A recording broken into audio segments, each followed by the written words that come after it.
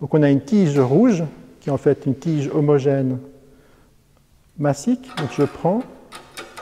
Et puis dessus, il y a un système qui peut rouler d'un côté comme de l'autre.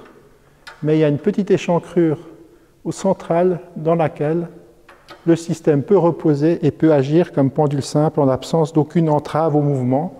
Donc on a un pendule, disons, plus que, pas vraiment en pendule simple, mais en pendule inertiel lié à l'objet massique qu'on voit en train de se déplacer à l'instant. Donc cet objet a un certain centre de masse qu'on a représenté ici, également des points inférieurs et un point intermédiaire et un point supérieur, c'est-à-dire au centre de masse, où on peut commencer à s'amuser à entraver le mouvement et effectuer une percussion, donc un choc, imposer une force percussionnelle à l'objet. Donc on va commencer par le centre de masse et regarder ce qui va se passer. Donc je vais me placer de l'autre côté et je vais créer donc le choc en provoquant tout simplement une rotation due aux conditions initiales. Donc le pendule inertiel va être entraîné par la gravité, va gagner de la vitesse, va percuter la barre et on va regarder ce qui se passe. Et vous voyez que malgré le fait que j'ai une échancrure ici et donc une stabilité naturelle à la position pour des déplacements non entravés, au moment où le choc s'est produit, on est sorti des gonds. Voilà. Donc, on voit que c'est systématique et en plus, ça se provoque toujours du même côté. On avait vu qu'on pouvait glisser une fois à droite, une autre fois à gauche, par rapport à moi, c'est-à-dire par rapport à vous, à gauche et à droite. Et lorsque j'ai choc et percussion, donc quand il y a entrave au mouvement, vous avez la sortie du gond toujours dans le même sens. Très bien, donc on va le repositionner à la verticale, dans son échancrure.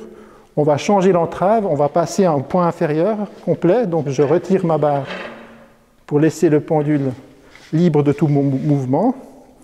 Donc vous voyez qu'il est quand même très stable, il ne va pas sortir du gond par lui-même. Il faut vraiment l'entraver son mouvement pour provoquer ce qu'on a observé précédemment. Et cette fois-ci, on va le faire en position inférieure. Donc, je crée une entrave au mouvement naturel. Je prends à nouveau une bonne condition initiale pour créer suffisamment de vitesse au moment du choc pour qu'il y ait une force percussionnelle relativement importante. Donc vous voyez, là, ce n'était pas suffisant, donc je vais mettre un peu plus d'angle parce que... on va refaire encore une fois. Et vous voyez que cette fois-ci, avec suffisamment d'angle, suffisamment d'énergie cinétique, ma percussion a réussi à vaincre le potentiel de mon échancrure ici, et donc à créer la sortie du gond. Donc je refais ceci avec un angle relativement important, et regardez la position de la sortie du gond, si elle s'effectue toujours dans le même sens. Cette fois-ci, c'est le sens contraire au précédent, donc c'est parti sur votre gauche à chaque fois que vous avez la percussion. Donc je refais, donc juste pas tirer trop fort initialement. Voilà. Et donc on est sorti toujours dans ce sens. Ainsi se pose la question, existe-t-il un point pour lequel on puisse neutraliser les deux tendances? Eh bien, on va effectivement, ça s'appelle le centre de percussion qu'on peut calculer, qu'on va calculer au cours. Maintenant, dans cette expérience-ci, on va l'illustrer. C'est-à-dire, je vais mettre cette fois-ci la barre intermédiaire en position approximativement ici. À nouveau, les deux barres supérieures et inférieures n'entravent pas le mouvement. Je vais à nouveau mettre une grande condition initiale. Et vous voyez, encore plus grand. Hop, là, j'ai tapé sur le coin de la table. Désolé, je refais. Je vais lâcher le puits ici.